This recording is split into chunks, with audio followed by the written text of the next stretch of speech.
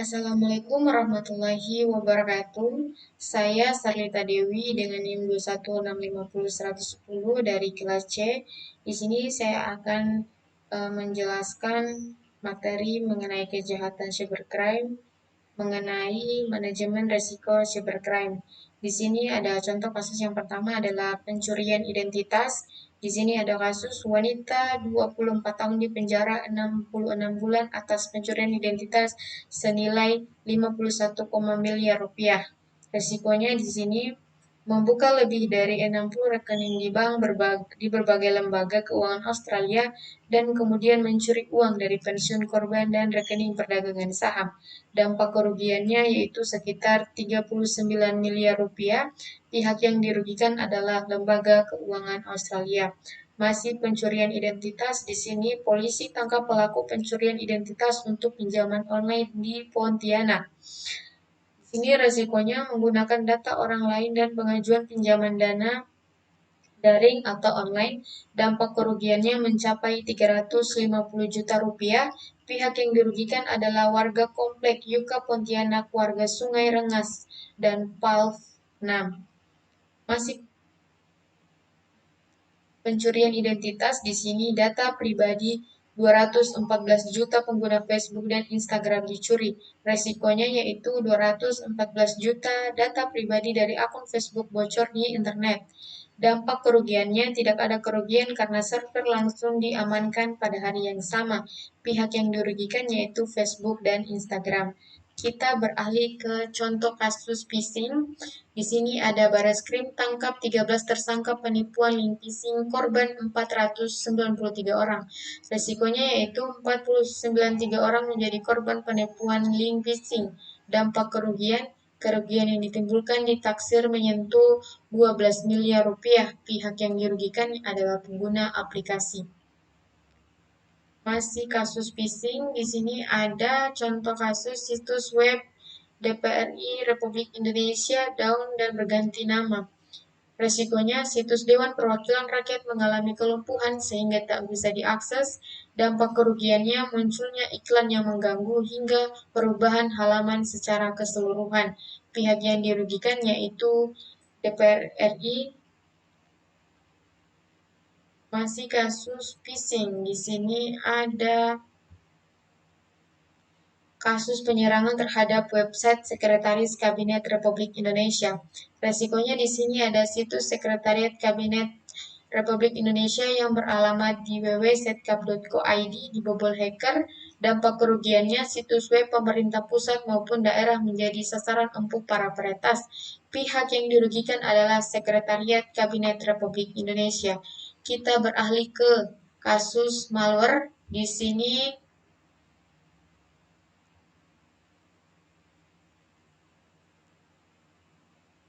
ada Petya ransomware. Resikonya, serangan Petya mampu mematikan sistem pemantauan radiasi di pembangkit listrik tenaga nuklir.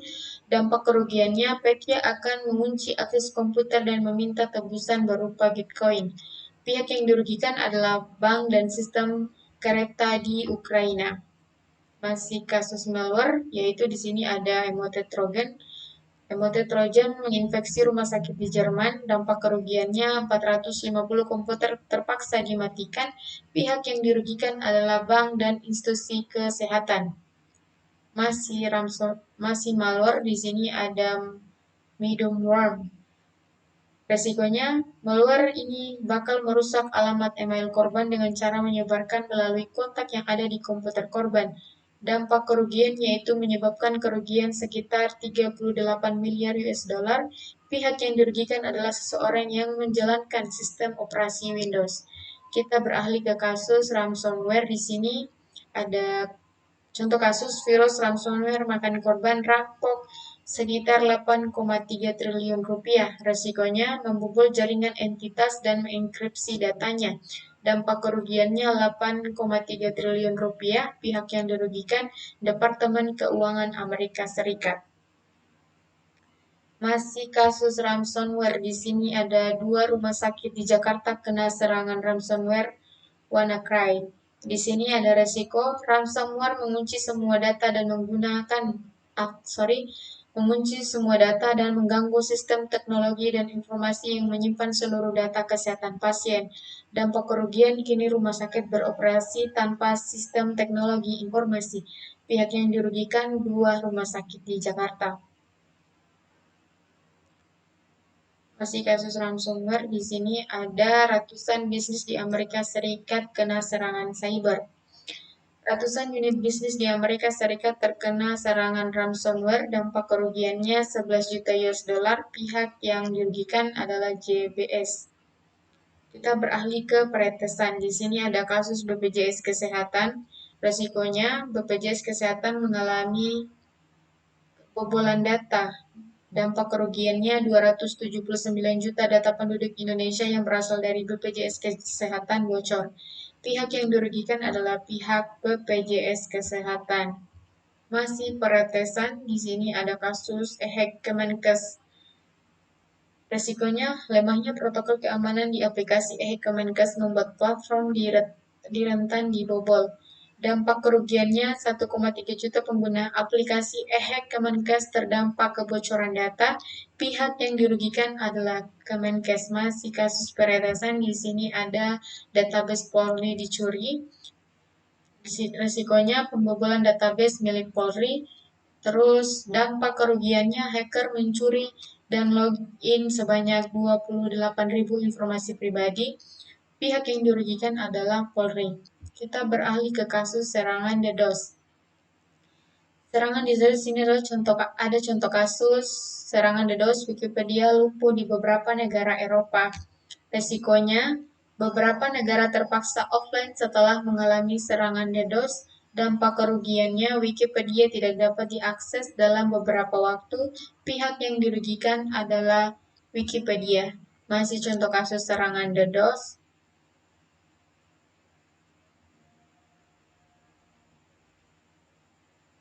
Di sini resikonya situs DPR sempat mengalami kelumpuhan sehingga tak bisa diakses. Dampak kerugian, situs DPR berganti nama dari perwakilan menjadi pengkhianat.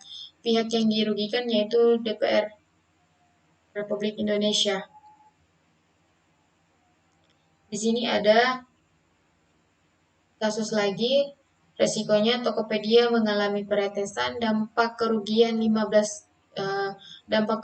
yaitu 91 juta akun bocor. Pihak yang dirugikan adalah Tokopedia. Kita beralih ke pencurian kekayaan intelektual. Di sini ada resikonya Intercontinental menggugat Lipo Karawaci.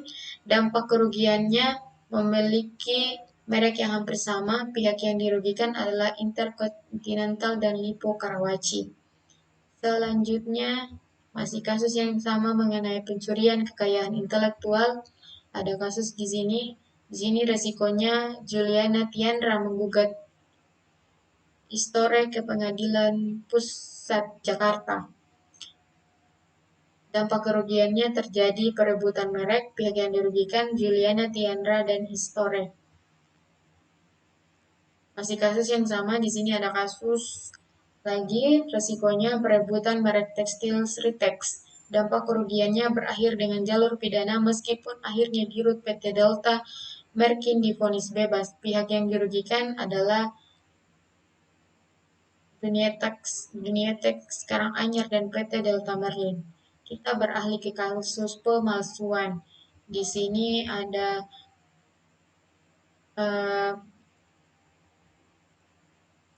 PDIP prihatin Ismail Thomas tersangka kasus pemalsuan dokumen tambang.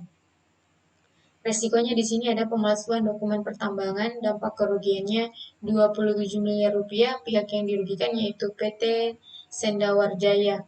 Masih kasus pemalsuan, di sini ada kasus pemalsuan dokumen EKS Kakanwil BPN Jaktim divonis 3,5 tahun penjara.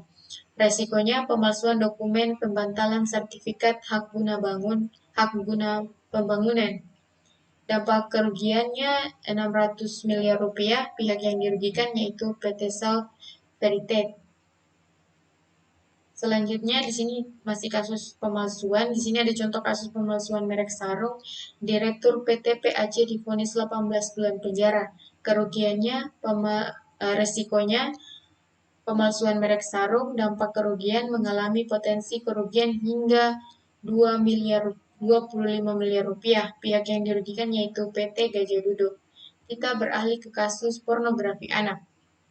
Di sini bongkar kasus konten pornografi sesama jenis anak, polisi tangkap 2 orang pelaku. Di sini resikonya pornografi sesama jenis yang melibatkan anak di bawah umur, dampak kerugiannya video dan foto asusila anak di bawah umur yang disebarkan atau diperjualbelikan di media sosial. Pihak yang dirugikan adalah anak-anak di bawah umur. Masih kasus mengenai pornografi anak.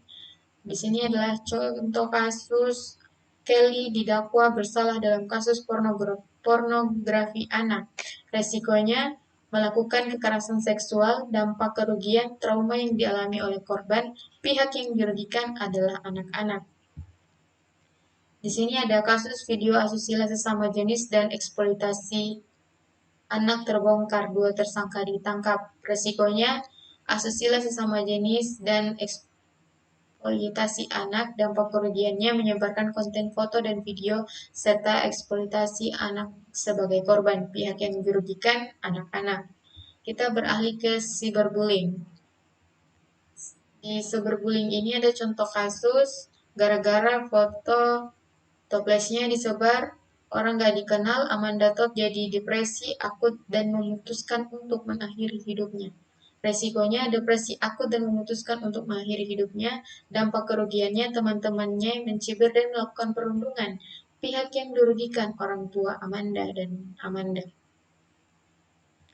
Masih kasus cyberbullying di sini. Lain lagi dengan kasus Brandy Vela, remaja Malang ini terpaksa menembak dadanya sendiri karena terus-menerus dikirim teks kasar oleh perundungnya. Nah, di sini resikonya seorang remaja terpaksa menembak dadanya sendiri karena terus dikirim teks kasar. Dampak kerugiannya, orang tua dan kakaknya sangat kehilangan. Pihak yang dirugikan adalah orang tua. Selanjutnya ada masih kasus cyberbullying. Cuma karena cerita memalukannya tersebar, Yan Haligan harus menerima ejekan teman-teman di sekolahnya sampai suatu hari dia tidak kuat lagi. Resikonya remaja 13 tahun gantung diri, dampak kerugiannya teman-teman kehilangan sosok teman yang sering mereka bully, pihak yang dirugikan adalah orang tua dan keluarga. Kita beralih ke kasus penyebaran informasi palsu. Di sini ada resikonya penyebaran kebencian bernada sara, dampak kerugiannya mengampanyekan kebencian terhadap etnis tertentu, pihak yang dirugikan adalah etnis tertentu. Masih kasus penyebaran informasi palsu, di sini ada kasus penghinaan dan penguasa atau badan hukum. Resikonya penghinaan pada penguasa atau badan hukum, dampak kerugiannya tidak ada kerugian dalam kejadian ini, pihak yang dirugikan adalah badan hukum. Di sini ada kasus lagi, resikonya menyebarkan ujaran kebencian, dampak kerugian menimbulkan permusuhan di tangan masyarakat, pihak yang dirugikan adalah masyarakat. Kita beralih ke peretasan email. Di sini peretasan email ada contoh kasus peretasan raup 58,8 miliar rupiah usai bajak email perusahaan ventilator. Resikonya pembajakan email perusahaan ventilator, dampak kerugiannya 58,831 miliar rupiah. Pihak yang dirugikan adalah perusahaan ventilator. Masih kasus peretasan email, di sini ada Polda Daerah Istimewa Yogyakarta berhasil bongkar kasus peretasan email bisnis jaringan internasional. Resikonya di sini peretasan email bisnis jaringan internasional, dampak kerugiannya 1,4 miliar rupiah, pihak yang dirugikan yaitu PT Pagilaran. Selanjutnya, kasus 60.000 email diplomat Amerika Serikat dicuri hacker China. Resikonya email diplomat Amerika Serikat dicuri hacker China. Dampak kerugiannya akun diplomat Amerika Serikat yang dibobol kebanyakan di area Indo-Pasifik. Pihak yang dirugikan adalah diplomat Amerika Serikat. Kita beralih ke kasus pengintaian. Di sini ada kasus balon pengintai besar Tiongkok terlihat di atas Amerika Serikat, kata para pejabat. Resikonya, sebuah balon mata-mata berukuran besar melintasi benua Amerika Serikat. Dampak kerugiannya, lalu lintas udara Amerika Serikat tetap berjalan dan tidak mengalami hambatan. Pihak yang dirugikan, belum ada pihak yang dirugikan. Masih kasus pengintaian, Mahkamah Agung Amerika Serikat akan sidangkan kasus pengintaian terhadap warga Muslim. Resikonya pengintaian terhadap warga Muslim, dampak kerugiannya pengintaian untuk melanggar hak-hak beragama. Pihak yang dirugikan adalah warga Muslim Amerika Serikat. Masih kasus yang sama mengenai pengintaian, pengintaian nasi bungkus di balik penangkapan Lukas NMB. Resikonya pengintaian di balik penangkapan Lukas NMB, dampak kerugiannya membutuhkan waktu yang lama untuk dapat menangkapnya. Pihak yang dirugikan adalah masyarakat. Kita beralih ke kasus penggelapan. Di sini ada kasus penggelapan, ada kasus oknum ASN di Gorontalo terlibat kasus penggelapan rugikan korban ratusan jiwa. Resikonya kasus penggelapan rugikan korban ratusan juta, dampak kerugian ratusan juta, pihak yang dirugikan rekannya sendiri. Terus masih kasus penggelapan, di sini ada ungkap kasus penggelapan satu unit sepeda motor, Satreskrim Polres 4 Lawang berhasil amankan pelakunya. Resikonya penggelapan satu unit sepeda motor, dampak kerugiannya 17 juta rupiah, pihak yang dirugikan pemilik sepeda motor. Masih kasus pengintaian. Kasus penggelapan pajak pengusaha minyak curah Kulon Progo rugikan negara hampir sekitar 8,34 miliar rupiah. Resikonya penggelapan pajak pengusaha minyak curah Kulon Progo, dampak kerugian 8,34 miliar rupiah, pihak yang dirugikan pengusaha minyak curah. Kita beralih ke kasus kejahatan keuangan online. Di sini ada kasus Crazy Rich, di kasus investasi bodong bikin rugi triliunan. Resikonya kasus investasi bodong, dampak kerugiannya 83 miliar rupiah, pihak yang dirugikan pengguna aplikasi Binomo. Masih kasus kejahatan keuangan online, di sini ada 934 warga negara Indonesia jadi korban penipuan online kerja di luar negeri. Resikonya, penipuan online kerja di luar negeri, dampak kerugian 934 warga Indonesia menjadi korban, pihak yang dirugikan yaitu warga Indonesia yang bekerja di luar negeri. Selanjutnya ada imigrasi tangkap 2 warga China DPO Interpol kasus kejahatan keuangan. Resikonya kasus kejahatan keuangan, dampak kerugian Indonesia sebagai tempat pelarian para pelaku kejahatan. Pihak yang dirugikan adalah pemerintahan Republik Rakyat Tiongkok. Kita beralih ke kasus pelanggaran privasi. TikTok kena denda 5,6 miliar rupiah. TikTok kena denda 5,6 triliun rupiah karena kasus pelanggaran data anak di Uni Eropa. Resikonya pelanggaran data anak di Uni Eropa, dampak kerugian 5,6 triliun rupiah, pihak yang dirugikan yaitu TikTok. Masih kasus pelanggaran privasi, Meta didenda 1,2 triliun rupiah akibat pelanggaran privasi. Resikonya, Meta didenda akibat pelanggaran privasi, dampak kerugiannya 1,2 triliun rupiah, pihak yang dirugikan adalah Meta. Masih pelanggaran privasi, viral guru cek HP siswa di sekolah dituding melanggar privasi. Resikonya guru cek HP siswa di sekolah, dampak kerugiannya guru dituding melanggar hak privasi, pihak yang dirugikan adalah guru.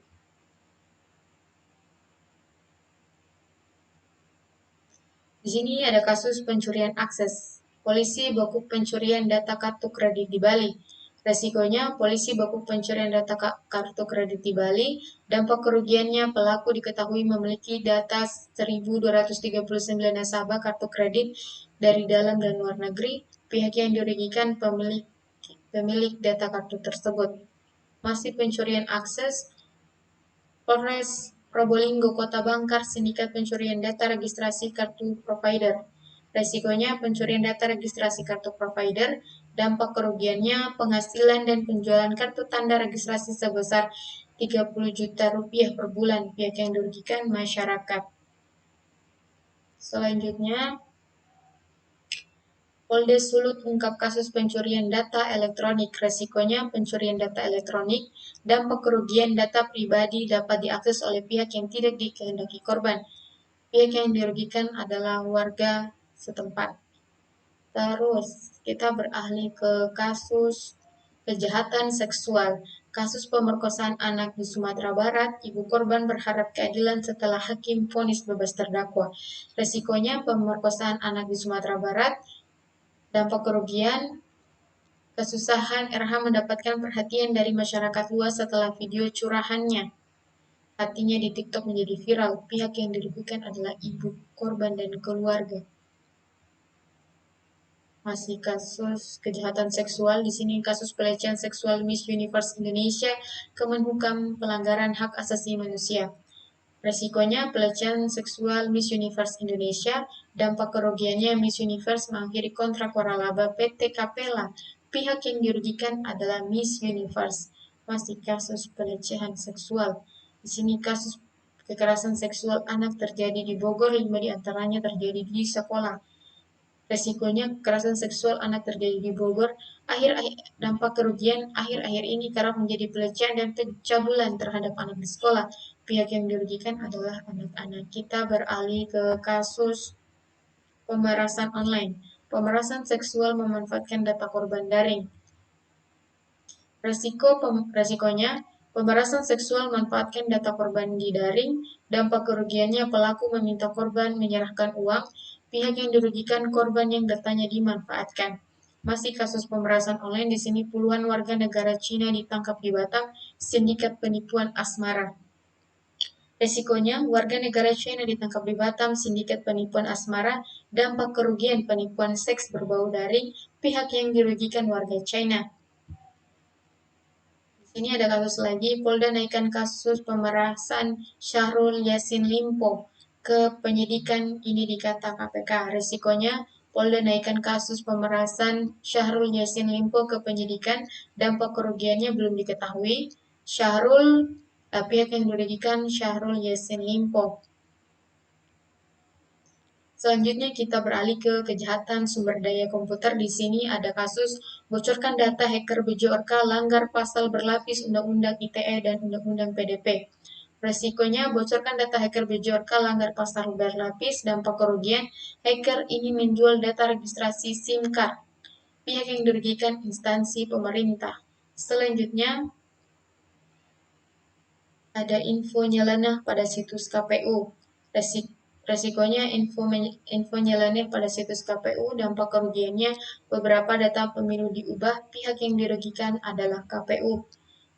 Selanjutnya tiket.com dan Citilink rugikan miliar rupiah akibat penyusup.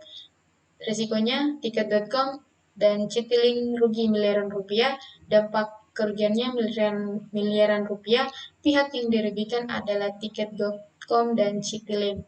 Sekian dan terima kasih. Mungkin itu saja yang bisa dapat saya jelaskan. Lebih dan kurangnya mohon dimaafkan. Bila kita walhidayah. Wassalamualaikum warahmatullahi wabarakatuh.